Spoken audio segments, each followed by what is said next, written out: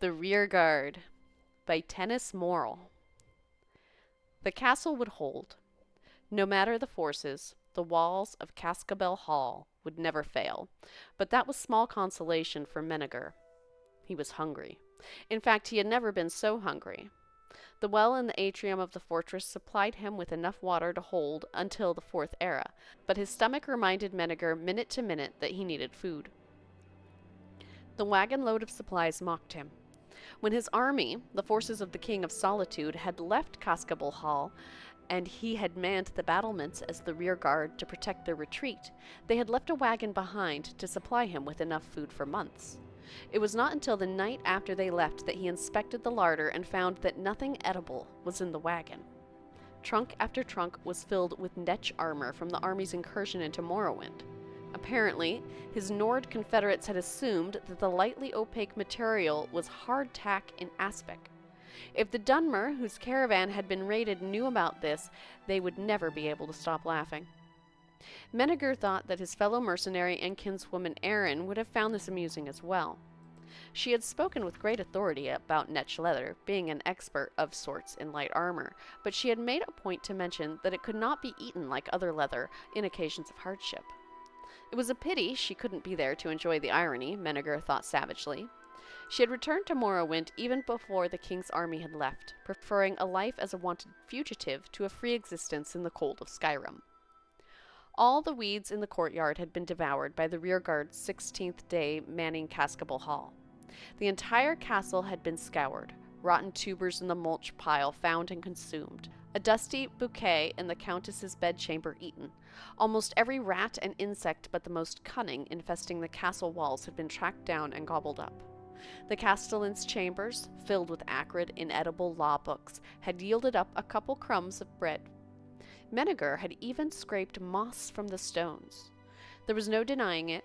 He would be dead from starvation before his army returned to break the ranks of the enemies who surrounded the fortress. The worst part, said Menegar, who had taken to talking to himself on only the second day alone in the castle, is how close sustenance is. A vast arbor of golden apples stretched acre after acre near the castle walls.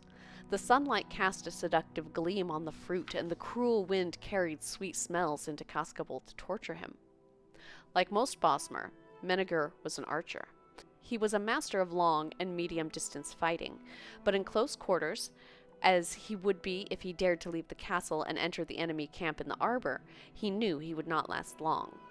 At some point, he knew he would have to try, but he had been dreading the day. It was upon him now. Menegar put on the netch armor for the first time, feeling the powdery, almost velvet texture of the rendered leather against his skin. There was also a barely perceptible throb, which he recognized as the remnant nematocysts of the netch's venomous flesh, still tingling months after its death with domesticated poison. The combination made him feel energized. Erin had described the sensation perfectly, just as she had explained how to defend himself while wearing netch leather armor. Under the cover of night, Menegar crept out of the back gate of the castle, locking it behind him with a rather cumbersome key. He made for the arbor as quietly as he could, but a passing sentry, coming behind a tree, saw him. Remaining calm, Menegar did as he remembered Erin had instructed, only moving after the attack had been launched. The sentry's blade glided against the armor and knocked to the left, throwing the young man off balance. That was the trick, as he understood it. You had to be prepared to be hit and merely move with the blow, allowing the membranous armor to divert the injury away. Use your enemy's momentum against him, as Erin used to say. There were several more close encounters in the arbor, but each swing of an axe and each thrust of a sword found purchase elsewhere. With handfuls of apples, Menegar ran the gauntlet back to the castle. He locked the back gate door behind him and fell into an orgy of eating. For week after week, the Bosmer stole out to gather his food.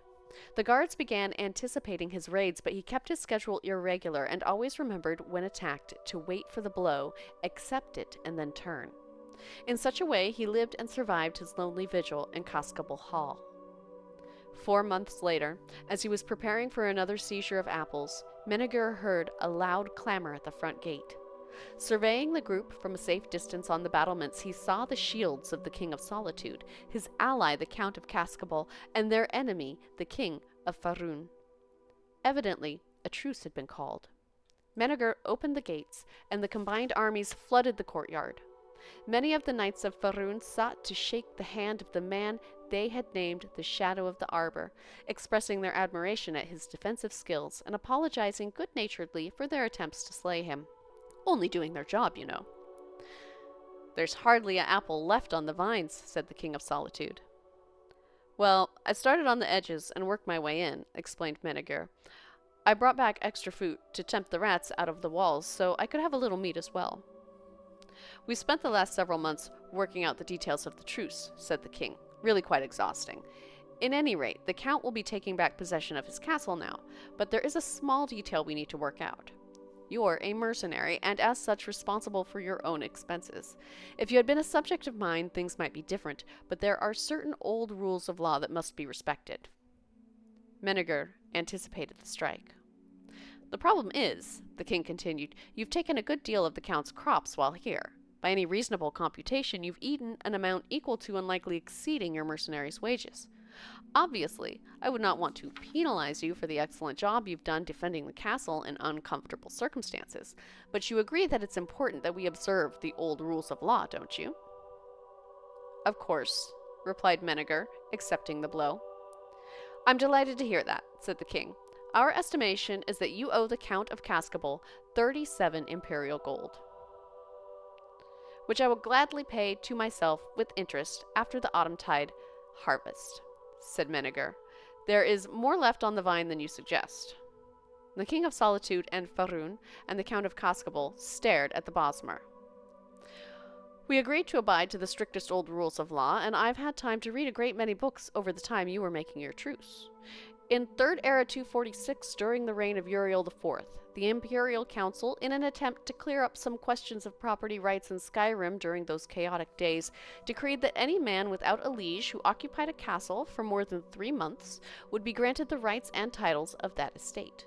It's a good law, of course, meant to discourage absent and foreign landlords." Menneger smiled, feeling the now familiar sensation of a glancing strike diverting. "By the rule of law, I am the Count of Cascabel." "The rearguard's son still holds the title of Count of Cascabel, and he grows the finest, most delectable apples in the Empire."